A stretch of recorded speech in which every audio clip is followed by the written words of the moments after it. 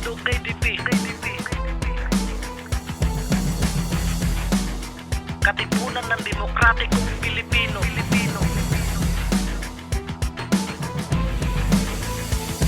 Ikulong maunang bagay sa oligaryo nga tanan. Ibalik ang gikawat para sa mga katawan. Kulong ang pabayad sa Enero 2020. Kung ikaw putulan nila sumbong kay Duterte. Yung pisong kantidad imbis ihatag ibulsa. Patong-patong nga sala karon ang nakakasada ko ang gita masaan sa paglingkod pila ka tuig gahigda sa salapi. Sa kadugay nga pagsalig sa butahing pagkabudlay sa mga Pilipino. Walay konsensya gipadayon sa ato pagpurisyon. Way kapungko si Digong di na nila mapansin. Maguwas ka matuuran gipiit ang salarin. Mga abusado nga labaw dapat mahunong malagot. Kamu na ang nakasala dapat kamu ang masukot. Dati sige mo katawa mauning katapusan. Sariya sige himas kay nabagsak mong tanan. Hunong bayad syagit sa Pilipino taong bayan.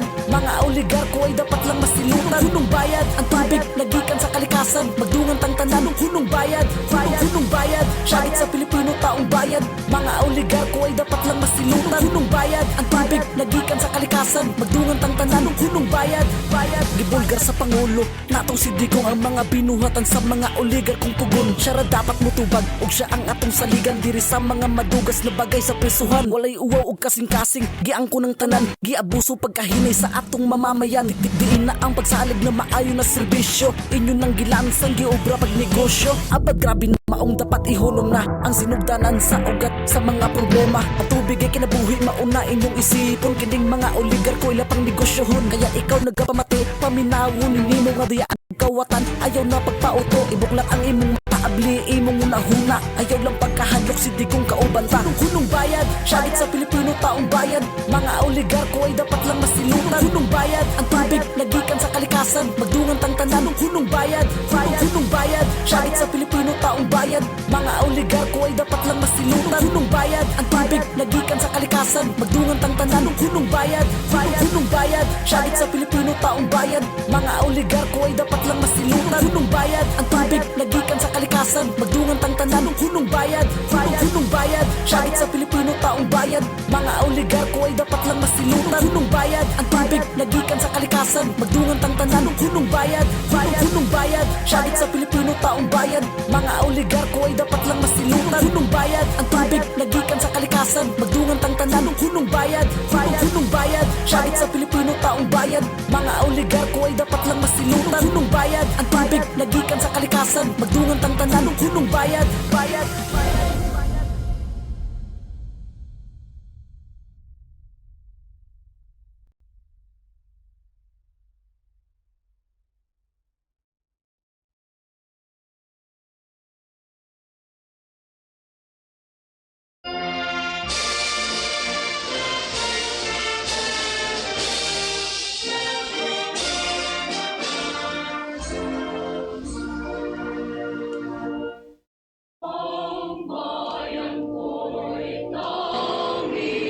January 21, 2020. Welcome po muli sa Katipunan Channel. Ako po si RJ Havellana Jr., Pangulo ng United Filipino Consumers and Commuters. Si Butch Valdez po ng KDP. At Toti Casino, ang inyong lingkod sa hanay ng Information Technology. Narinig na naman natin ang isang pahayag na ginawa po ng tagapagsalita ng palasyo. Walang iba kundi si Salvador Panel. At ang sabi niya ay kailangan dumaan sa isang proseso o legal na proseso bago ikulong ang mga oligarko. Alam niyo po yung mga ganitong mga pahayag ay minsan ay hindi natin alam kung dapat naikatuwa pa ng publiko dahil parang nagiging masyado ng redundant. Ano? Malamya. Malamya. Pag masyadong malamya, parang ewan ko ba kung uurong ba tayo o atras. Ang pangunahing reaction kasi ng mga water consumers, ng publiko sa pahayag na ito yung sinasabing proseso, mabuti pa ang mga oligarko, binigyan ng proseso. Samantalang ang mga water consumers na unang biktima, 23 years na biktima ng mga oligarko, ano po ang proseso? Ilan na biktima? Ilang katao ang gumagamit ng tubig na gawa na binibigay ng Manila Water at Maynila. Mahina ang 12 milyon? Yung apektado nga, 14 million yung sinasabing nawalan na nga tubig. Ang mandakin niya na 14 million. May proseso tayo or wala. Wala po. Sila, Wala. ilan lang? 5, 4, 6, 7, 8, siyam. Ano ba yan? Kaya nakakalungkot po, yung parang binibigyan pa natin ng pagkakataon, itong mga ganid na mga magnanakaw na oligarko na ito sa sektor ng tubig. Ito po sila Ayala, sila Manny Pangilinan, itong mga Consunis, parang binibigyan pa natin ng second chance. May bagong kontrata, take it or leave it, ano? Kayo na nga po nagsabi na ang kontratang ito ay void ab initio. So, ano pa yung mga dapat nating paikutin at sinasabing proseso dito sa mga parang litong-lito na ho ang publiko eh. Hindi, kasi kung sana ipatupad na lang ang ating hangarin. Kaya nang inabati ng KDP ay talagang tapusin na lang ito ab initio sa office of null and void ng kontrata. Bawiin na ng pamahalaan at tanggalin na yung ulo, kasuhan, samantala ang gobyerno siya na mismong manungkulan at siya ang mga siwa dito sa power utility Yan ang dapat or water utility rather. Yan ang dapat action na sinasabi ni Toti. No? But the government takes over now. Tapos, bago siyempre makulong yung mga yan, dadaan nga sa proseso. Pero kulong Ihahabla, di Yeah. ba? Ihahabla sila, tapos magdidesisyonan ng ating korte na sila nga ang may kasalanan na plunder ng syndicated at walang bail ito dahil prima facie, kaya nakakulong na sila ngayon. Prima facie, walang bail, no? Paghablan ng ganyan. Pagkatapos, tuloy yung kaso. Ngayon, pero hawak na ng gobyerno ang concessionaire, ang tubig. Bakit? Ngayon, ang may hawak pa rin ng tubig, ang Manila Water, tsaka Maynilad. Tapos, dadaan pa tayo sa proseso, ihahabla pa natin. In the meantime, pipilitin nila tayo magbayad dahil sabi ni Panelo, pag hindi kayo magbayad, puputulan kayo. Napakagago naman pala nitong si Panelo. Piloso pa tayo. Tignan niyo nga yung kanyang sinasabi. We are just following reason and proper logic.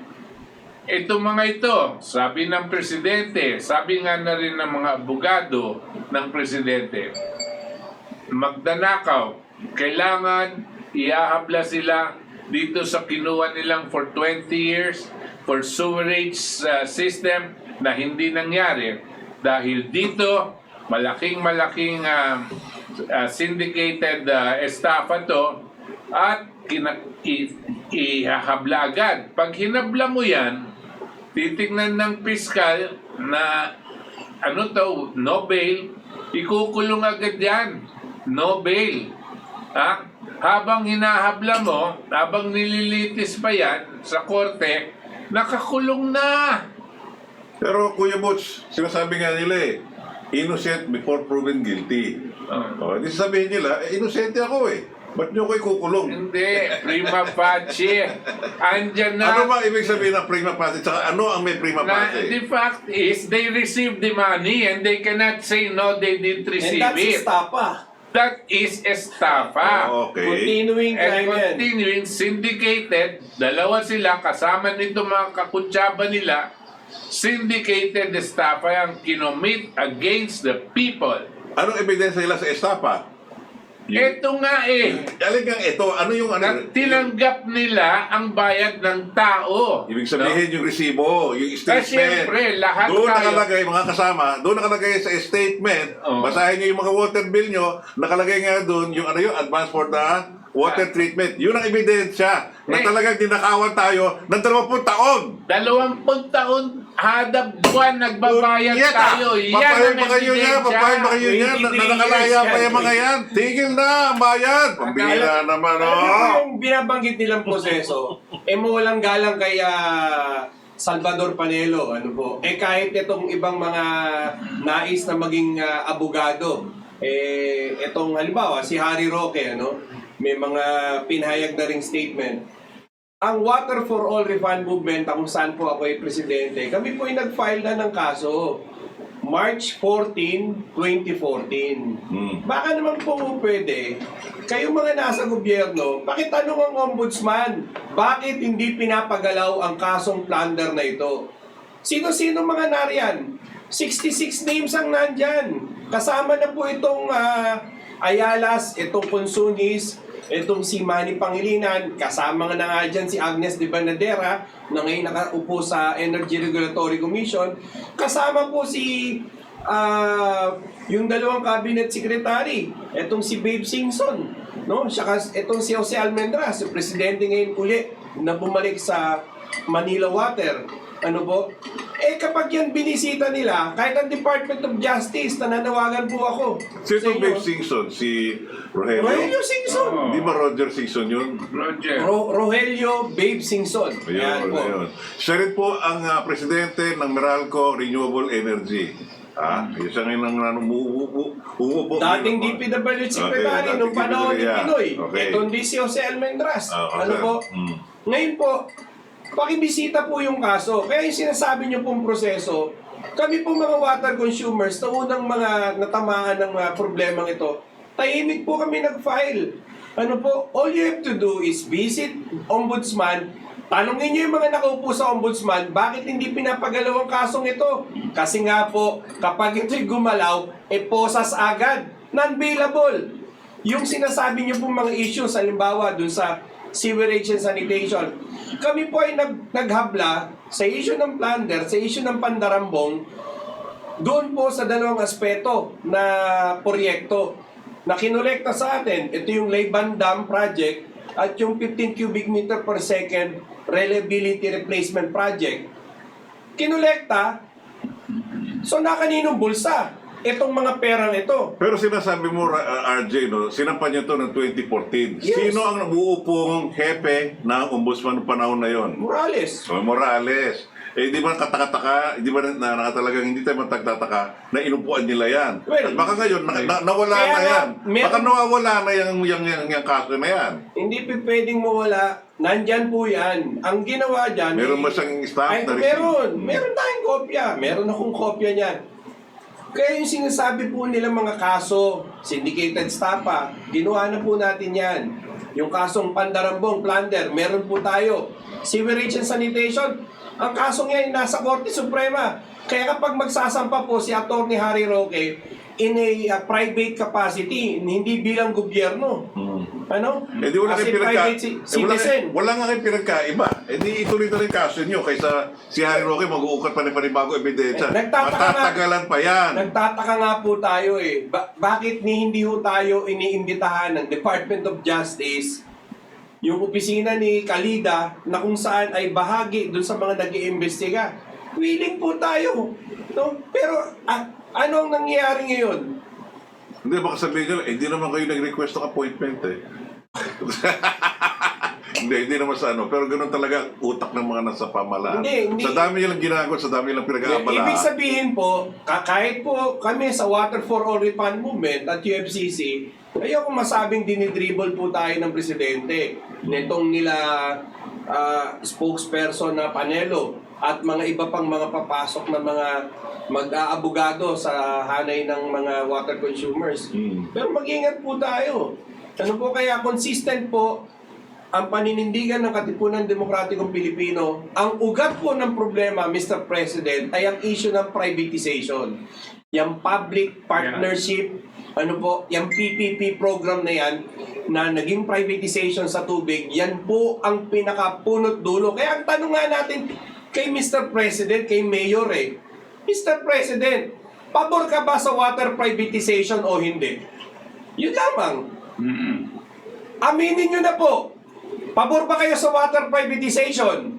Kung pabor kayo, Wag na tayong nag-uusap. Wag nyo na kami i-dribble. Wag nyo na i-dribble. Kasi gusto nyo ipagpatuloy pala itong mga Ayala kung gusto nyo pong ipagpatuloy itong mga privatization sa tubig tsaka sa ano, Kuryente. wag na tayong mag-dribble.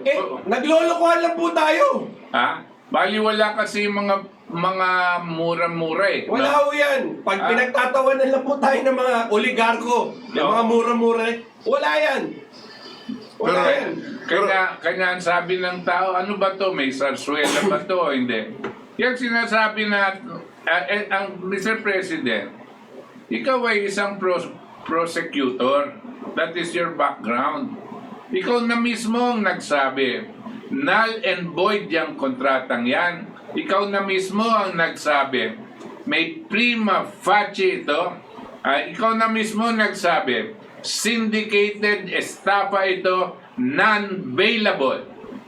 Ang pagkakaintindi po namin yan, dahil sa pagsampa mo ng kaso at bago pa litisin sa husgado, yung taong ina-accuse natin na syndicated estafa with prima facie evidence, nakakulong na. Okay. Pero Nakakulong na siya habang linilitis. Okay. Ito tanong, no? Alam natin na itong mga grupong Maynila at Manila ay meron silang consortium na meron silang pinartner na foreigners. Tama? Anong epekto nito sa mga dayuhan na nag-impok na kanilang pondo para sumali? Alam mo, Okay. ang nag-uusap dyan, yung gobyerno nila Ramos sa umpisa at itong mga Ayala. Yung mga foreigner na yan, wala yang sa usapan. Pero Pumasok nakapa- lang yan, Okay. pumasok lang yan nung iniimbitan ng mga presidente, siguro si Gloria o kaya si Noynoy, na pumasok kayo dito. Napakaganda ang kita niyang mga investor dito. Pero hindi ba labag sa batas yan na merong bahagi ang mga dayuhan mag-impok sa mga negosyo katulad ng public utilities? Hindi pa natin alam inaano yan eh. Di ba meron yung batas na bawal nga sila Pero- mag-invest sa mga public utilities? Hindi pa natin alam dahil binuksan ito ng ating gobyerno. Ang sinasabi ko lang, bago natin pasukan kasi dapat nandyan yung ibang yan o hindi. Ang umpisahin natin, itong mga kakontsaba ng gobyerno at ang mga oligarko, yan ang tirahin. Tsaka natin sasabihin, kayong mga foreigners na pumasok dito, ang pagpasok nyo dito labag sa batas. Illegal. Illegal.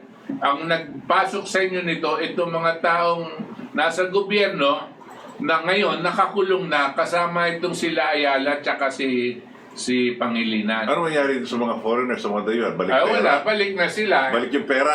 Hindi. Walang babalik sa pera dyan. So, ang malilitikan dito, baka sabihin ng mga iba namang mga kakaka ng mga tao, ay baka naman mga kapatid, KDP, baka naman pag ganyan ang dating sa mga dayuhan, anong klaseng meron tayo dito sa Pilipinas na mag-anyaya kayo ng mga foreign investors dito, papasukan kayo ng ganitong negosyo, tapos babawiin na naman ang sunod na negosyo. ano ba tayo? Gobyerno ba tayo ng dayuhan o tayo gobyerno para sa mga Pilipino? Meron pa nga bago ngayon itong charter change, 100% ownership Wala pa yan. Pero nagaganap na, nangyayari na ang pansasamantala ng Pilipino, kapwa sa Pilipino, na nakikipagkutsabahan itong mga Pilipinong oligarko na ito sa mga kumpanyang dayuhan. Tulad na itong Manila Water at Maynilad. Napakalinaw po niyan. Kaya nga ang Maynilad nga lang sino ba may-ari ng Maynilad? Di ba si Anthony Salim? Ilang porsyento ang share ni ni Manny B. Pangilinan? Napakaliit po. Sobra pong liit. So ibig sabihin, mayorya ng binabayad ng water consumers natin ng publiko sa Maynilad, napupunta lang doon sa Hong Kong. Tapos Alam ng gobyerno. Alam mo ng gobyerno yan. Kaya tapos yung sa Ayala, yung United Utilities. kaya nakapaglulumo po nung January 7 or January 8, naglabas ang ating presidente ng take it or leave it. Akala ko ba wala ng negosasyon? Ano ba itong laman ng kontrata na ito? Hindi nga ho alam ng publiko yan hindi nyo nga kinonsulta yung mga apektadong sektor, which is the water consumers, about that. So ano ito? Ano yung tapang na sinasabi natin? Baliwala po yung mga pagmumura na yan. ano po, mas maganda po na ang gobyerno, yung sinabi ni Presidente dati, halimbawa, yung writ of habeas corpus, isuspende muna sa ngalan ng issue ng economic sabotage. Yun lamang pwede niyang pirmahan yun kung gusto niya tapos ngayon, bagong kontrata o Harry Roque, halika rito, tapos may proseso tayong binabanggit. Bago kayo makulong, dadaan muna kayo sa due process. Ano pa ba hinihintay natin? Sana, ang gawin natin ng ating pamahalaan, kung talaga seryoso kayo, dakipin nyo na kagad itong mga violators na to, ikulong na, at saka nyo na usigin sa korte talagang mga kaso nila. Kasi, kayo po, bilang ang tagapagsalita, Attorney Salvador Panelo, meron kayong mga papanutsa dito na sinasabi daw niya, iimbestigahan nyo na rin ito doon sa Techno Hub, dyan sa may UP. At dahil daw na nagkaroon ng negosasyon between UP and Ayala, naupahan nila yung lupa sa halaga ng 20 pesos per square meter na napakababa. Okay, parang natin, meron kang kaso dyan. Ngayon, sinasabi mo naman panibago na meron daw kayong sisilipin dito sa itong kontrata sa LRT at baka doon na pumasok na naman dyan si Ayala at ginawa na naman private siya. Hayaan na natin muna ito, tingnan natin itong water concession, patunayan nyo na po na talaga meron kayong nilalaman bago nyo guguluhin ang usapan para makita ng taong bayan, seryoso kayong titigilin itong privatization at talagang barang talagang usigin na talagang ang manunungkulan dito, ang talagang iiral ay ang Pilipino mismo, hindi ang mga mayaman lamang, hindi makapangyarihan. Kasi kung ganun din lang, parang nagsasalita na lang dyan para pogi points. Okay, alam na natin yan. Alam na natin ang stance natin dito. Ayaw namin sa privatization. Kailangan itong public utilities ibalik na sa mga natin. So simula pa, mali na yan. Dahil wala kang pahintulot ang ating kongreso dyan. Wala silang congressional franchise. Kaya nga sa umpisa pa lang, itong kontrata, ab initio, null and void sa simula pa, mali. At ba't pa natin ito pinapahaba pa? Enero na, darating ng Pebrero, mamaya, Marso, Abril, anak ng baka. Makaabutan tayo dito ng Pasko, wala pa rin nangyayari. Huwag naman sana. Muasa na nga ang tao ba sumigaw na nga ng malakas itong ating Pangulo na talagang kulong ang iaabot itong mga Kastila. Ano ba naman tayo? Nag-aantay tayo ng Pasko. Enero pa lang ngayon. Ano ba, naglalagay ba ng bagong mga issue para mawala tayo sa principal issue ng tubig? Maglalagay ka rin lang ng ibang issue kung saan ng mga Ayala at saka si Pangilinan, dito na sa kuryente. Bakit Techno Hub pa at saka sa LRT? Dito na sa kuryente, ito yung dalawang napakabigat sa taong bayan. Binigay nga ni Cory yung Meralco na wala man lang dagdag pera at ang binigay si Lopez Meron lang ata ginanyari doon. Nasaan ba yung kontrata niyan? May kontrata ba yan? Ayun, isa pa yun. Naalala niyo po mga kasama, nung araw, nung panahon pa nga ni Pangulong Marcos at sila alipatay ng Marcelo, ang bawat may bahay ay isang subscriber siya, may pag-aari siya ng Meralco. No? Kasi ang kwento dyan, nakahaka daw, ang nagbenta daw nito, binayaran daw ng pamalaan ng Pilipinas, ang Meralco, ang mga Lopez, para akuin to dahil sila mismo gipit sa pera. Ngayon, ang kinuha ito, tinayo yung Meralco Foundation at yung Triple Foundation, pinahawak yung pag-aari nito Meralco sa mga subscribers. Consumers. Mukhang tama naman yun, parang kooperatiba Kung gano'n ang konsepto natin ng pag-aari ng public utilities ay nandun sa mga may bahay, maging yan ay kuryente, maging yan ay tubig, or even telepono na pagagamit natin pang araw-araw, maski sa negosyo at sa kalakalan, ay talagang patas na ang laban. Hindi naglalamang itong mga mayayaman, itong mga makakapal ng kapital. Huwag naman ganyan. Hindi kami bobo. Anak na tinapaka talaga kayo talaga. Again, I will reiterate ang punot dulo nito kung bakit gusto natin i-take over ng gobyerno ang tubig at ang kuryente. Kasi mabababaan po yan ng higit sa 50% ang singil sa taong bayan. Yan po ang gusto natin. Mababaan ang singil sa taong bayan at manatili ang pampahusay ng ating kabuhayan. Lalaki ang savings. Pag lumaki, pag nababaan ng singil, then it's like giving the people enough more money to be able to purchase more goods. Magkakaroon sila ng kakayanan, mamili pa ng more goods. O makapag... Tapos, itong mga pangangalakal, makakabenta na ngayon ulit. At iikot ang ating ekonomiya. Dahil bababa din ang halaga ng kuryente at tubig na ginagamit ng mga pangangalakal. So magkakaroon silang profits, magkakaroon tayo ng kakayanan bumili ng more goods, iikot ngayon ang ekonomiya at gaganda ang buhay. Bababa din ang inflasyon, ang inflation, no? Importante po ito para sa mga mamayan. Hindi lang ang sinasabi natin na galit tayo dito sa oligarko kasi mayaman lang sila. Hindi po. Hindi porke mayaman sila. Itong mga oligarko, nakuha nila ang mga kontrata sa gobyerno dahil may kakuntsaba sila doon para nakawan ang taong bayan, nakawan ang buong bansa natin na sila na ngayon ang may hawak, ang may desisyon kung sinong mabubuhay at sinong mamamatay. Walang pwedeng ngayon sa kanilang pamamaraan sa EPIRA law tsaka dito sa tubig, walang pwedeng maghadlang sa pagpapataas nila ng singil sa atin. Isa pa dapat dyan silipin dyan, yung telecommunication liberalization law. Pero sana natin tumbukin dyan sa ibang panahon na. Pero ito palang EPIRA law at itong water concession, mali na yan sa simula pa. At hindi naging maigi ang servisyo nila. At yan sinasabi nga ni kasama Busito, tumataas ang gastos at singil. Hindi ang gastos, ang singil itong public utilities, pati sa kuryente. Marami na sinasama dyan, pati na nga yung mga wastage, kami nagbabayad dyan, ang mga pati yung mismong yung buwis, kami ang nagbabayad, yung mismo ng mamimili.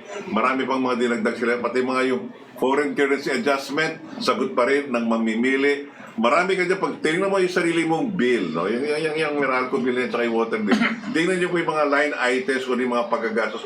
Marami dyan na hindi na natin kailangan bayaran, pero tayo pa rin nagbabayad.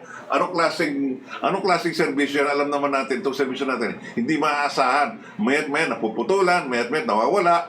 Kung hindi ka tama ng tagtuyot, ang kuryente mo naman, hindi mo maasahan. Minsan, ano ba naman talaga? Ang nakalagay nga doon maging efficiente sila at maging magandang kalidad.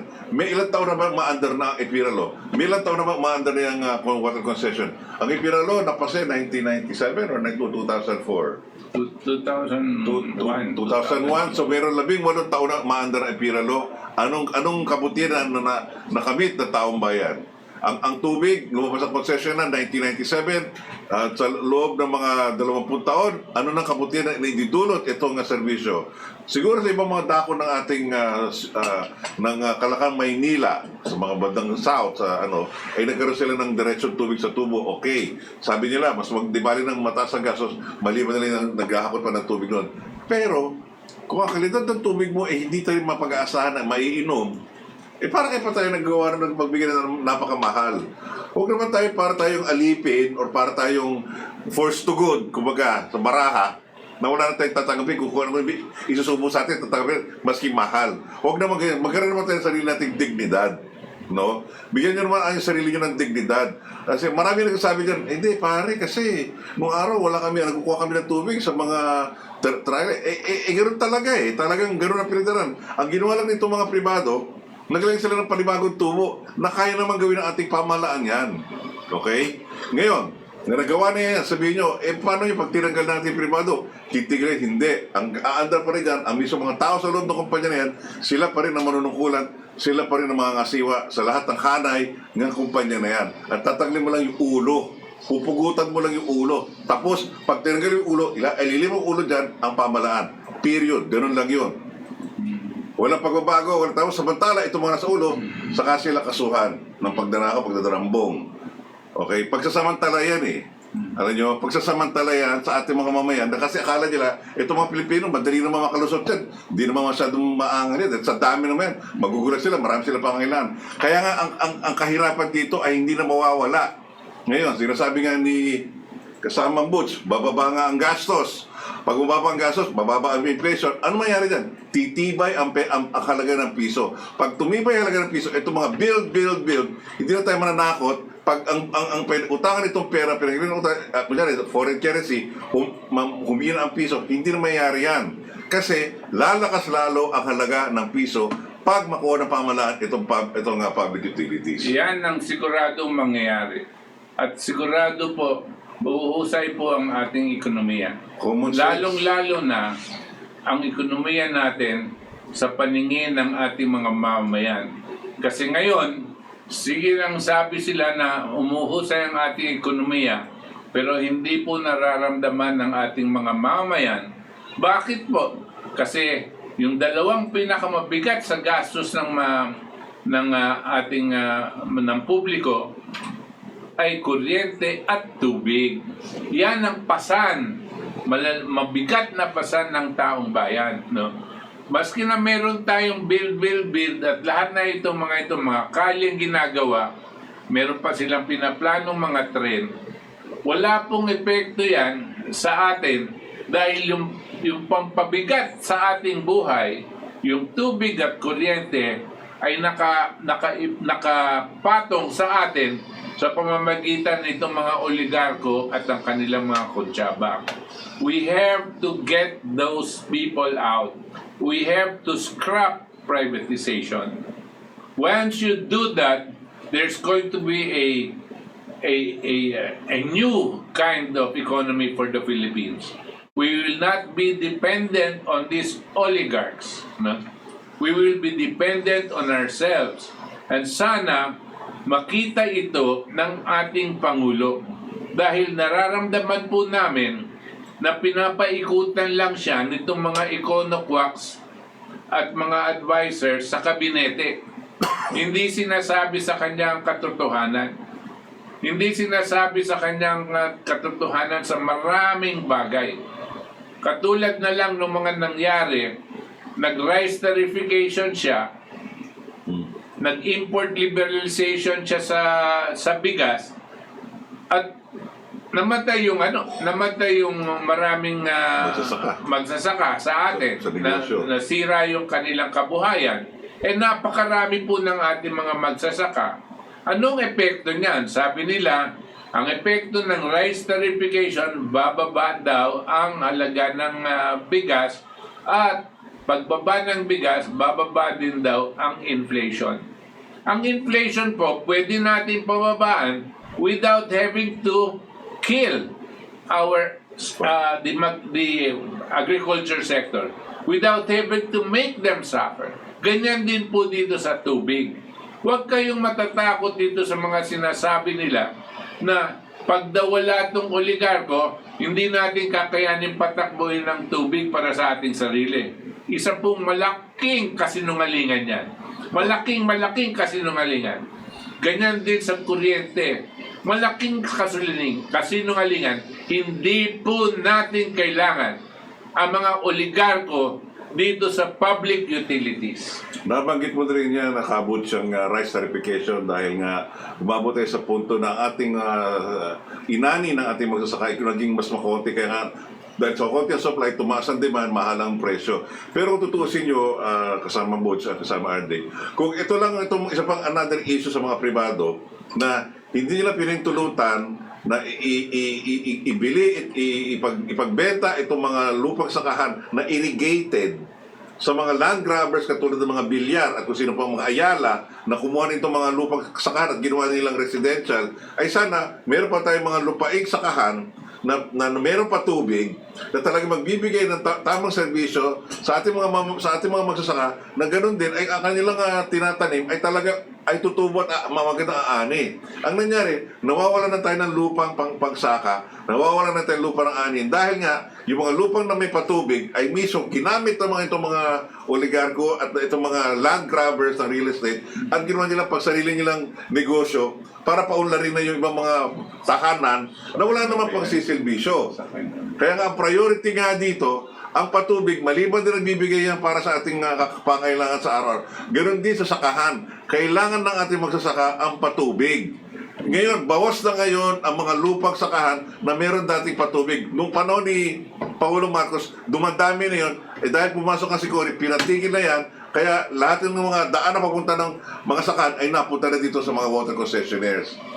Marami na nagrereklamo patungkol dito pag isusuriin nila. Kaya nga malaki ang sala nitong mga oligarko. Hindi lang sila mandurugas at magdanakot mapagsamantala, ha?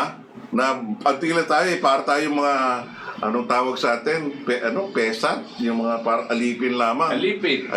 Mga slaves. Na mga utusan lang yan, ang talagang mababa pa sa halaga ng mga parang daga, para mga ipis, kaya tingin sa atin, papayag ba kayo mga mamayan, at tingin sa atin, para tayong daga, tayo lang talaga naghahabulan dyan. Wag naman, kainin na natin itong malaking demonyong baboy ng nakaw ng ating kakayanan. Alam niyo po, itong isang pwede nating itanong sa gobyerno ni Pangulong Duterte, ano ba ang direksyon pagdating sa usapin ng water development plan? Meron ba tayo nito? Baka naman mga oligarko lamang ang merong water development plan o pinapaasa natin sa mga oligarko, which is ang gobyerno, dapat meron po tayo mismo. Noong panahon po ni Pangulong Marcos, kaya nga po sunod-sunod yung paglikha ng mga dams noon, ginastusan ito ng buwis ng gobyerno. Galing ito sa taong bayan. Hindi nagkaroon ng tinatawag na EDSA Kudeta. Itong mga dams na ito, halos inirigalo na lamang po sa mga oligarko at mga ilang dayuhan. Ang dam po, ay lumilikha po ito, tatlong bagay po ang pinanggagalingan o yung Paggamit. bibigyan ng tubig. Paggamit. Yan po yung National Irrigation Administration, yung sinasabi po ni Professor Proti sa atin dun sa Rice Tarification Law. Kung kapos ang mga magsasaka natin ng supply ng tubig, yung dam po, yan ay isang papel niya. Malaking porsyento para dyan sa NIA. Ikalawa po, yung kuryente. Nagpo-produce po ang dam ng kuryente. Hydro. So kung galing yan sa buwis ng taong bayan, tayo nagbayad yan, tapos ibibigay lang natin sa mga oligarko, itong mga hydro power plant na ito, parang, teka muna, ba't ganon? No? Galing sa buwis ng mamamayan, nung gawa na, ibibigay mo sa oligarko. At yung oligarko naman, parang rerentahan niya ng 25 years, 30 years, sisingilin sa iyo ng hindi lang triple. Minsan, 100%, 300%. Pera ito ng gobyerno Tapos yung maiinom na tubig. Kaya nga nung 1997, itong mga dams nga na ito, halos na i-transfer po. No? Libre.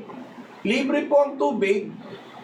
Binibigay sa mga oligarko. At ang mga oligarko naman, nagsimula lang sila sa halagang 2 pesos and 40 centavos for Manila water.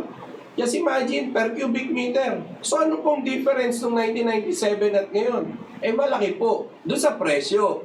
Kaya, malaking violasyon po sa sinasabing concession agreement, which is void ab initio nga po from the beginning.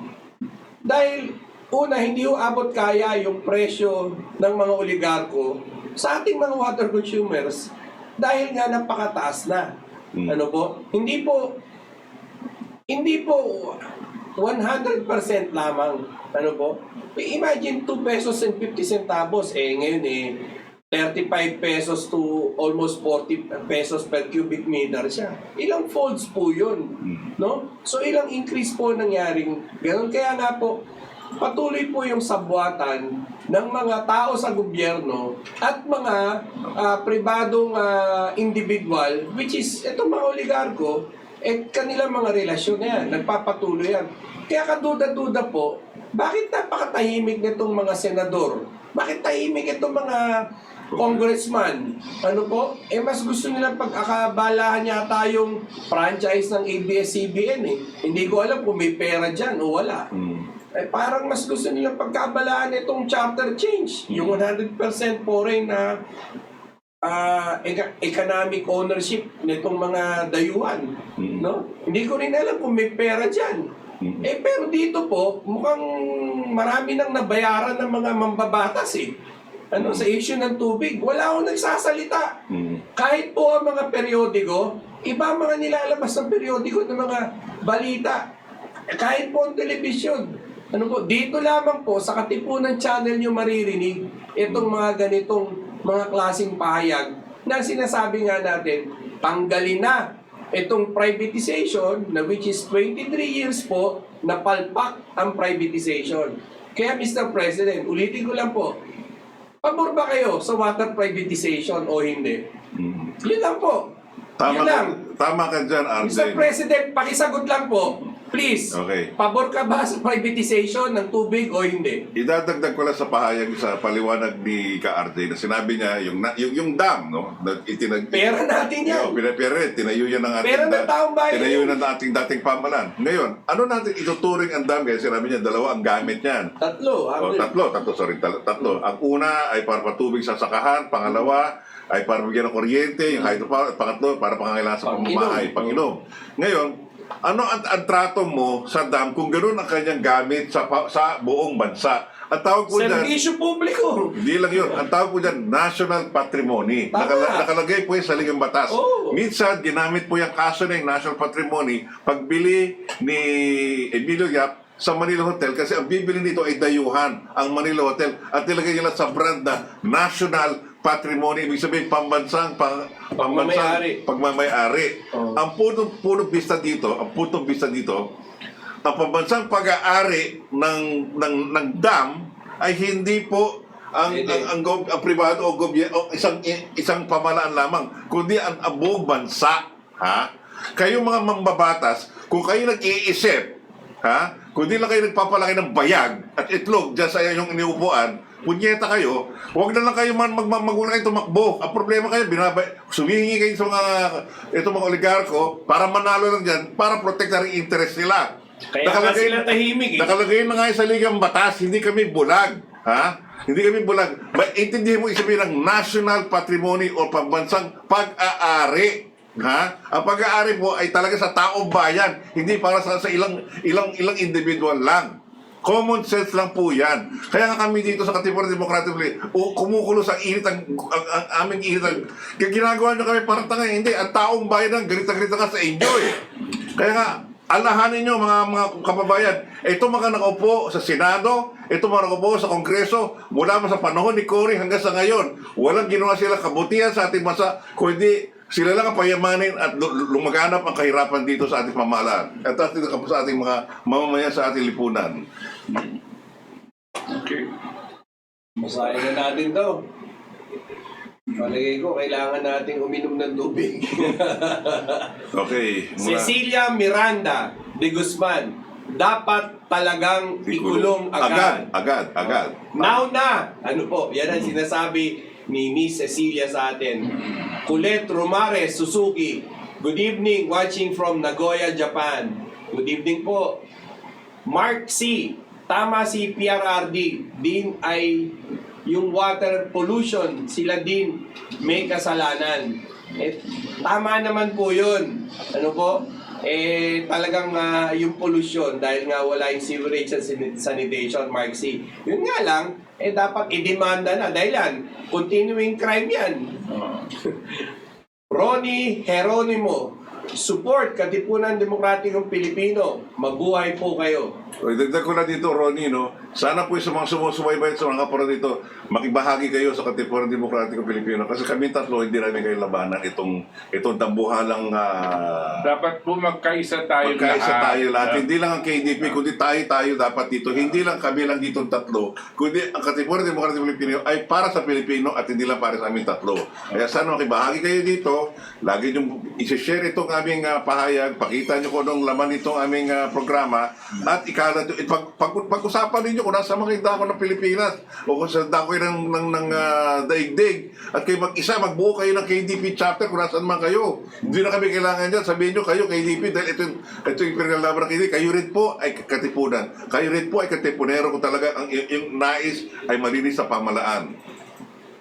Pauling Rain, mga sir, good evening. Ayon kay Atty. Harry Roque, malaki ang tsansa na manalong gobyerno laban sa Maynila at Manila Water dahil sa kawalan ng bidding at sewage treatment plant sa kabila ng mga nakukolekta nitong environment fees. Ano na yan no-brainer talaga yan, falling grade Hindi talaga. na, hindi na kailangan sabihin sa atin ni Harry Roque yan. Obvious no? na yan. Ito nga ang pinagpipilitan natin eh. Dapat, ang gagawin ni Harry Roque, pagkasampa niya ng kaso, Kulong agad. agad-agad, ipakulong na niya yan. No? Dahil sa kasong ihahabla niya, dahil no bail. Tanong niya sa presidente, yan ang mismo ang nagsasabi ang presidente, no bail. Kung no bill or Huwag no... na yung mga chat, mananalo. Huwag na yun, alam na natin yan. No? Yeah. Ipapasok mo na at ikulong mo na. No? Yeah. No bail or no balls. Yan ang Yan. masasabi namin. No bail or no balls pag hindi makulong yan. From Xavier Archibido, pwede po bang si PRD mismo, Presidente ng Pilipinas, ang magdemanda sa mga oligarko? Bakit hindi? Bakit hindi? Kahit sino mamayang Pilipino ang pwede magkaso dito, magsampa ng kaso laban sa oligarko. Maski ang presidente ba dapat dahil ang presidente ay isang dating prosecutor. Alam niya ang dapat gagawin. Alam niya kung ano yung crime na commit, no? Okay. Si PRRD, alam niya at nangyari na to nung minsan. Ang presidente mismo ang naghabla sa isang taong manunulat, no? At commentator. Si Corazon Aquino, hinabla niya mismo habang siya'y presidente, hinabla niya mismo si Louis Beltran dahil sinabi ni Louis Beltran sa pahayagan na nagtago daw si Corazon Aquino sa ilalim ng kama nung nagpuputukan sa may Pinatubo? hindi Hindi, yung Kudeta, lindol. God save the yung Queen. Ay, kudeta. December, God yung save the kudeta, Queen. nagpuputukan sa labas ng Malacanang, nagtago daw siya sa ilalim ng Kama. kama. Nagalit si Corazon Aquino, hinabla niya si Louis Beltran, siya mismo. Libel. So a president can do that. More especially, President Rodrigo Roa Duterte, who was then, before he became mayor, was a prosecutor, can file the case directly against Maynila and Manila Water. Okay, yan ay sagot na natin sa punto ni Tina A. Rodriguez sa tanungan ni Echaber Archibido at ayun po ay sinagot na rin gaya ng pinahaliwanag ni Professor Butch. Kay Elmer Ecleo, correct. Naglulukan lang tayo dito, puro lang dribble. Tama kayo mga katipunero. Salute yung mga tipunero. Thank you po. Thank you, Elmer. Kay Beatrice Rom, saludo po ako sa inyo. Mabuhay po kayo. Salamat po. From Pao, Visconde, Ortega, good evening, sir. 1987 Freedom Constitution. Bulok na sistema, palitan now na. Lahat ng resources ibalik sa gobyerno pagdating ng open FDI for foreign direct investment, removing restriction 60-40 with federal parliamentary, God bless. Talakay natin sa mga panahon yan. Kay Senyor Hagupitero, happy birthday Professor Butch Valdez, Buenas noche, Lodi, RJ, and Sartoti. Rodolfo Jen, is it possible for the KDP to have an audience with Duterte or there too much gatekeepers holding up it? Response. It's possible. We're trying. No, it's not that we are not trying. We're trying different venues to get to to President Duterte. But you're correct. There are too many gatekeepers. At yung mga gatekeepers po, mga iba dyan, mga tao na mga oligarko. Kaya napipigilan po tayo at hindi tayo po pinapalusot makapag-appointment kay Duterte. Karamihan po dyan mga oligarko, yung mga kakagawa ay talagang dilawan. At ayaw nila kasi matatamaan dito yung mga dilawan. From Lorete, Cruz, Tokita, naintindihan po namin ang saloobin ninyo. Mas importante po malaman ni Pangulo ang mga ebidensya po ninyo. Kay mismo Pangulo po kayo pumunta, sigurado naman po napakinggan po kayo. Yan po ay sinusubukan namin ng ilang paulit-ulit na at wala pa kami na tatanggap na Alam niyo po, wag niyo pong ihihiwalay ang sarili niyo sa amin. No? Kami po ang ginagawa natin dito para sa lahat. kayo po nandyan sa kung saan man kayo, siguro sa Japan o kung saan man, nagpapadala kayo ng pera sa inyong mga kapamilya dito Pambayad sa ng tubig, pambayad ng kuryente. tubig at pambayad ng kuryente. No? Buwan-buwan yan. Kaya nahihirapan po kayo dahil Mahal. tumataas po ito. No? Kaya kasama po tayo lahat dito sa pagtutulak nitong mga pinaglalaban po natin. Kininda Alos Malabo. Happy birthday po, Sir Butch. God bless. Thank you. Mario Season, ano na ba ang status niyan? Dapat tayong mga Pilipinong mamayan ay magkaisa para isulong na yan. Sabi nga ni Pangulo na huwag tayo pumayag kaso ipinasa kay Atty. Roque. Baka naman kung saan lang mapunta ang usapang yan. Pero buhay po kayong tatlo, naway ay dadami pa mga katulad nyo at mga lahi ninyo nang ipinaglalaban ang karapatan ng mga mamayan Pilipino. Okay, ang KDP po hindi aming pagsariling gawain, kundi ito para sa kapakanan ng ating mga mamayan Pilipino na mismo sila ay walang kaboses. Kay Betchay, ang tagal nga po aksyon ng gobyerno, dami ng mura ni Tatay Digong. Wala pang nakikitang galaw ang kanyang gobyerno. Eh syempre, Thank you, Bet. hindi naman kaya ni Tatay Digong gawin lahat ng trabaho nito. Dapat yung mga kanyang mga kinakatawan sa pamalan ng mismo Williams. Kaya lang, ang babagal nito mga sa kanyang kinakatawan dahil sila mismo ay suspetsado natin at mayroong iba dyan, alam namin, na kakontsabay kadikit nito mga oligarko.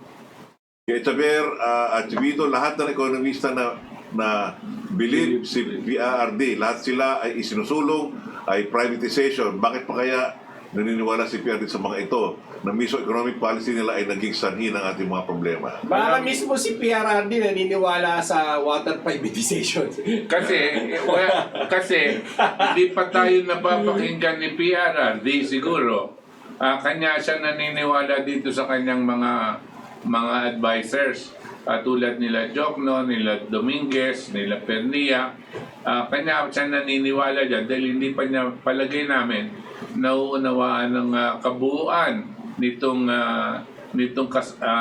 privatization at kung gaano kabigat na pinapasa ng mamamayang Pilipino itong pinutulak nila. Hanggang ngayon, tatandaan natin, si PRD, sinabi niya, ang pangako niya sa taong bayan ay ang crime, ang sabi niya, tigilin niya yung crime, droga, terorismo, ganyan-ganyan. Pero pagdating sa ekonomiya daw, ipinapasa niya daw sa mga eksperto. Yan ang pinakamaling ginawa po ng ating Pangulo. Kasi yung mga eksperto niya, ibinebenta ang buhay ng mga mamayang Pilipino sa mga oligarko. Para sila din ay kumikita dito. Ito ang hindi naintindihan masyado ni Pangulong Duterte. Kaya kinakailangan sabay-sabay natin magtulungan tayong lahat para mamulat ang kaisipan ni President Duterte. Kung magkakaroon tayo ng pagkakataon, makausap siya, ito mismo ang sasabihin namin na linoloko siya ng kanyang mga advisors. At kung gagawin niya po ang sasabihin natin, huhusay po ang kabuhayan ng mga mamayang Pilipino. Pero sa lagay nga ni Pangulo Duterte kasama Butch, kung talaga mga kanyang babanggain, yung mga kanyang kaklase sa law school, talagang matindi ang kanyang haharapin dito. Yan, oo nga, kanya nga. Sino ba kakampi si Presidente? Sa taong bayan o sa kanyang mga kaibigan na nangloloko sa kanya? Eventually, he's got to face it. No? Eventually, kailangan magpipili siya. Mr. President, kampi ba kayo sa privatization o kampi ba kayo sa taong bayan? Wala po kay Lilian Caballero, good evening po sa inyo. Sir Toti, tama kayo. Alam po natin lahat yan. Pero ang tanong, paano natin mapatalsik yung mga oligarko na yan? Malalim na masyado ang pagkakapwesto nila. Lahat kasi halos ng mga public interest nandun na sila. Grabe talaga, land grabber, bilyar. Sana nga lang maging matatag talagang maprotektahan ng gobyerno Duterte ang mga tao. Kawawa tayo talaga. Yan nga aming dinadaing at sana po ay dumami lalo ito ating mga kaalaman sa ating mga susubaybay sa programa nito. From Ryan Sally, good evening po. Talakayang Bayan, watching from California, USA. Uy, maganda kayo dyan. God bless. Happy birthday, Professor Butch Valdez. Thank you. And from Jingle, Gianna, tama po kayo, dapat lang itigil na yung privatization at lahat na ng pag-aari ng gobyerno. At ngayon, sumasabi ko sa iyo, kasama Butch, mukhang naintindihan na natin mga sumusubaybay na mismo ang kabuuan ng privatization ay malaking kalokohan. Malaking kabalastugan na itong nangyari. Noong sinimula ito ng Pangulong Ramos. Samantalang meron nga sila dito nung tinatanggalay sa ligang batas na meron silang mga ibang hanay ng ating ekonomiya at ating pamalan or ating lipunan na hindi pwede magkaroon ng pag-aari ang mga dayuhan. Pero alam na natin, sinabi mo na nga RJ, na si Manny Pangilinan, ang gamit niya ay Metro Pacific, ay 2% lang kanyang pag-aari at ang 50% ay pag-aari nitong Anthony Salim na isang kilalang dayuhan na sa ibang bansa, Indonesian, na siya na nagmay-ari ng PLDT, Smart, TNT at SAT. Ganon din ang ginamit ko rin yung Metro Pacific dito sa pagbili ng Maynilad. Tama, Maynilad. At ganoon din, pambili niya sa mga, ano yung medium binili niya? Channel 5, at yung Signal, at yun sa mga hospital. So, maliwanag na po mga kasama na... LRT, yan. So, maliwanag po, yung itong mga oligarko, basta talagang kitang-kita na natin labag sa ating saligang batas. Gumawa pa kayo ng saligang batas, itong 1987 Constitution, na miso kayo mga mambabatas o kayo rin mga ano, hayaan nyo na lang labagin or talagang hindi sundin ng ating mga kapitalista. Anong ginagawa nyo dyan, mga mambabatas? Kayo ba'y nagpapalaki ng itlog? Kayo lang uupo lang dyan na talagang walang mayayari? May asama ba namin kayo dyan? Talaga kayo, dahil kayo alipin itong mga oligarko, sa kanyo kayo kumukuha ng inyong pangkampanya para makaupo dyan, kayo pinoprotektahan yung interest nila. Mukhang mas totoo pa yung pangalawa. Wala na akong aasahan dito sa ating mga mambabatas. Lahat sila bayaran. At wala akong nakikitang hindi bayaran dyan sa mga yan. No? At gumagalaw sila actually labag dito sa mga plano ni Presidente Duterte.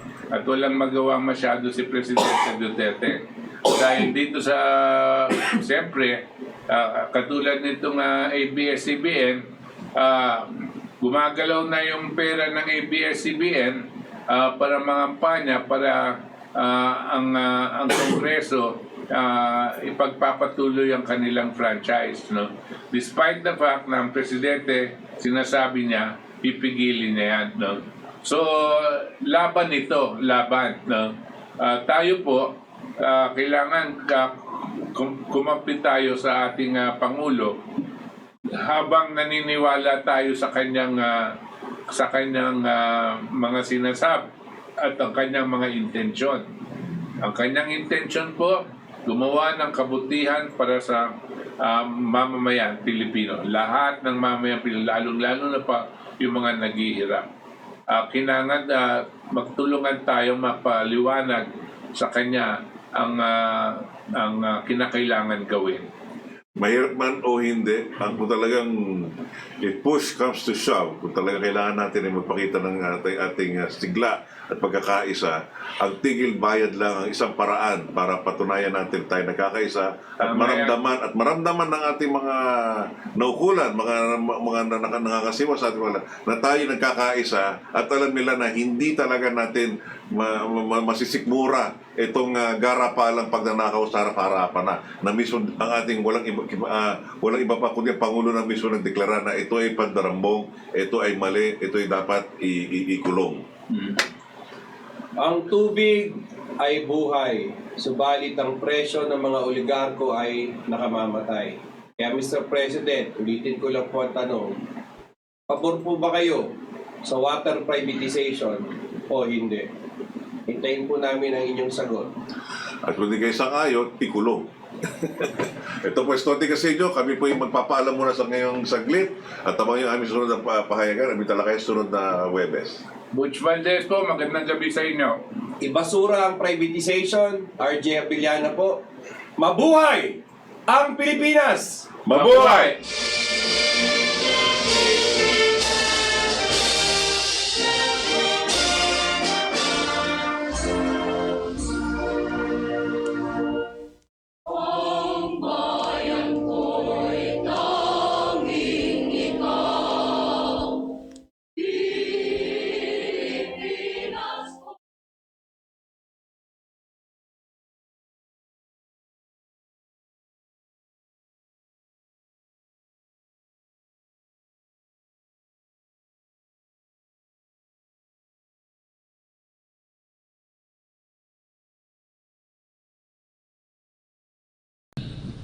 You threaten us na putulin yung tubig.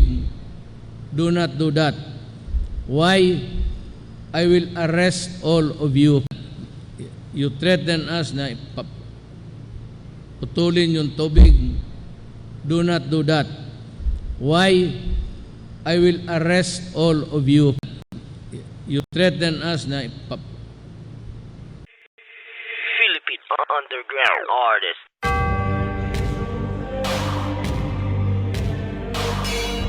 Makinig kayo mabuti ha. Makinig kayo mabuti ha. Makinig kayo mabuti ha. Kami ang katipunan ng Demokratikong Pilipino, ang KDP, ang bandido para sa kinabukasan. Tigil bayan, tigil bayan, tigil bayan sa 2020. Kapag pinutulan, tawagan si Digong sa numero 888. Makinig kayo mabuti ha. Kung walang tubig, patay tayo. Now, itong tubig is a natural resource. It is God-given to the Filipinos. Ano ba nangyari yung putang inang yan? Pagsampalin ko kayo sa public. Pilipino yan, walang kaluluwa. Yang Manila Water, pati Maynilad, kay Pangilinan, pati kay Ayala. Matagal na ito.